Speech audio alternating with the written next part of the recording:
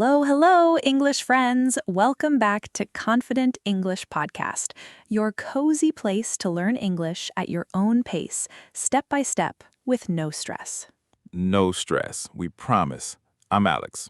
And I'm Sophie. And today, we have a good one for you. We do, but first, Sophie, how was your morning? Oh, normal. Coffee, emails, one small panic about my microphone. You know, the usual. What about you? Well, I have a small story. Oh no, I know that voice. So, this morning, I go to the coffee shop, and in my head, I'm thinking in French first, un café allongé, s'il vous plaît. And I translate it word for word in my brain, and I say to the barista, one long coffee, please. A long coffee? A long coffee. And she looks at me like, what is a long coffee? Is it tall? Is it in a big cup? Alex, it's just an Americano. I know that now, but in the moment, my brain said, translate, translate, translate, and long coffee came out. Okay, I love this. The long coffee. Please, can we not talk about the long coffee for the rest of the episode? No promises. But actually, Alex, wait, this is funny, but it's actually exactly our topic today.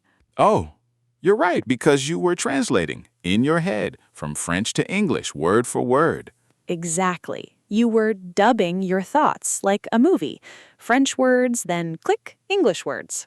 The long coffee incident brought to you by direct translation.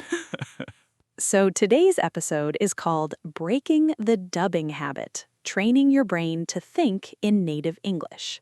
And before we start, small favor. If you're enjoying the podcast, tap that little like button. It's a small thing for your finger, but a big thing for our hearts. Very poetic, Alex. I try. Okay, quick note on the level. This episode is A1 to A2, so beginner and lower beginner English. If that's you, perfect. Welcome. And if you're a bit higher than A2 and you're listening anyway, good for you. Listening to easier episodes is a great way to build real confidence. Don't worry about every single word today. Just relax and follow the story. Exactly. You don't need to understand 100%. Even 70% is a great win. Today, like always, we have two segments for you. First, Word Tour, our little trip through today's key vocabulary.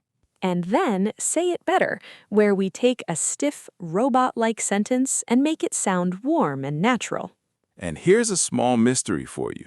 There's one word today. It sounds a little strange, almost funny, but it might be the real secret to speaking English fast without stopping to translate. Ooh, what is it? I'm not telling you yet. You have to wait for Word Tour. Evil. Okay, let's get into it. So, Alex, tell me honestly, do you still translate in your head? Like, a lot? Sometimes, yes, not always. But when I'm nervous or tired, my brain goes back to French first. Same. It's a habit, right? A very normal habit. Almost every English learner does this. It's like, okay, here's a picture for you. Imagine you want a glass of water. Okay. The dubbing habit is like walking to a well far away, filling a bucket and carrying the water back to your glass every single time. Slow, a lot of work. Okay. But thinking in English, that's like having a tap in your kitchen. You turn it and boop, water, right away. No walking, no bucket. Oh, I like that. So right now, my brain has a well and a bucket. Basically, yes. And we want a tap. We want a tap. Okay, can I tell you my story now, too? Because I have one, too. Please, I shared my coffee shame. It's your turn. So last year, I was in London, and someone asked me, how's your day going? And in my head, full translation mode, I was thinking about the French sentence, ça va, and building it piece by piece. Okay. And it took me maybe 3 seconds to answer, just 3 seconds, but it felt like an hour. My brain was working so hard, and the person just looked at me, a little confused, waiting. Oh, the awkward pause. The awkward pause. And after, I felt embarrassed, not because my English was bad, it wasn't, but because I was translating instead of just thinking. So what changed? Because now you're much faster. I practiced small habits, little things every day. Like what? For example, when I look at my coffee cup in the morning, I don't think the French word first. I just look at it and I say in my head, coffee. Not cafe, then coffee, just coffee, direct. Oh, that's smart. So you connect a picture to the English word directly. Exactly. No translation in the middle, the picture of the cup straight to the English word. I need to try this with my long coffee. Please do. Okay, another idea. Talking to yourself in English, like silly small comments. Okay, I'm hungry. Where are my keys? Just small thoughts, but in English. Yes, that's a great one. It feels a little strange at first. Very strange. My neighbor probably thinks I'm crazy. But it works. It's practice, and it builds a new habit little by little. Let's do a quick example, like a mini role play. Ready? Ready. Okay, it's cold today. I need my jacket. Where is it? Oh, it's on the chair. See, you didn't translate that. You just said it. I just said it. No bucket, no well. Just a little tap, dripping slowly. Growing tap. Give me time. Okay, so quick summary before we move on. The dubbing habit is translating everything in your head word by word. It's slow and it's tiring, but you can train your brain little by little with small daily habits. Connect pictures directly to English words and talk to yourself, quietly, don't worry, in simple English. It won't happen in one day, but every small practice moment brings you closer to a real tap, not a bucket. Beautifully said. Thank you, thank you. All right, it's time for word tour.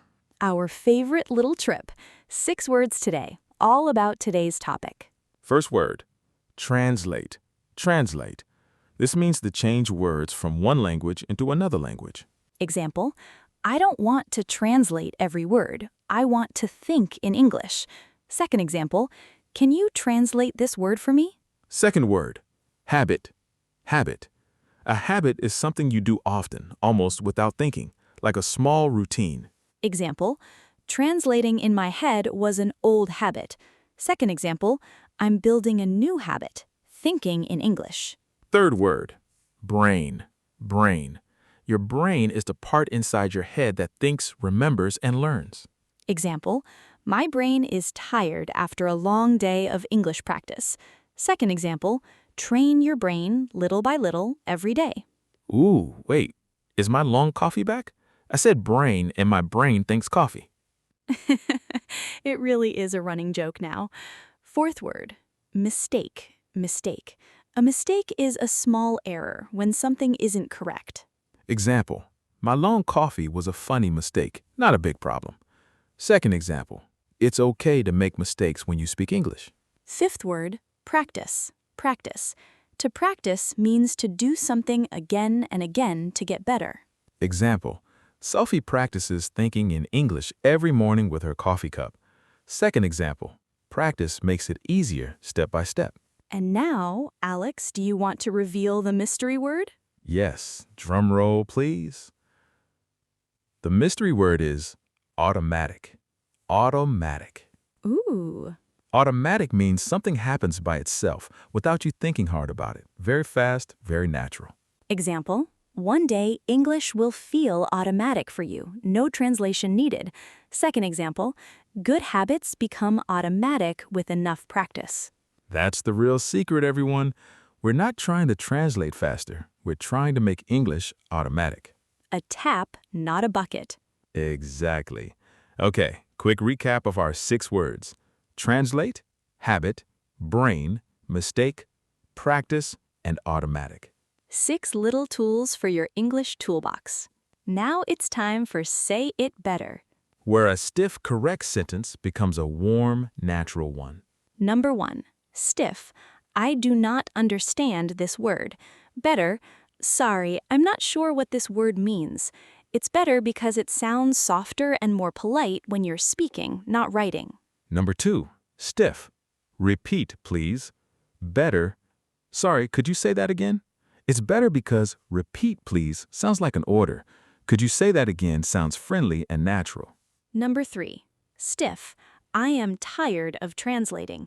Better, honestly, translating everything is really tiring. It's better because it sounds more natural in conversation.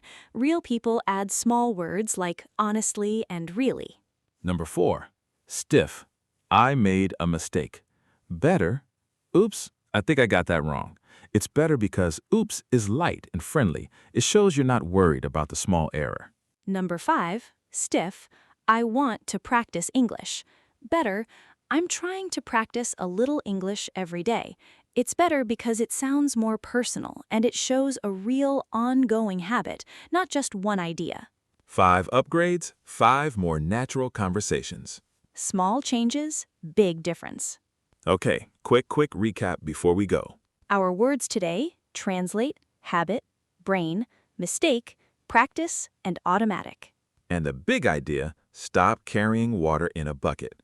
Build small, direct habits so English becomes automatic. A tap, not a bucket.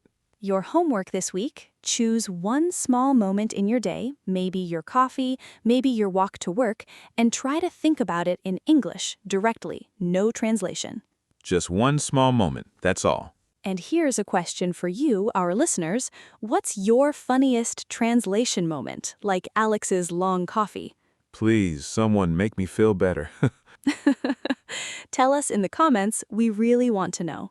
And if this episode helped you today, one small favor. Like, subscribe, or share it with a friend who's learning English too.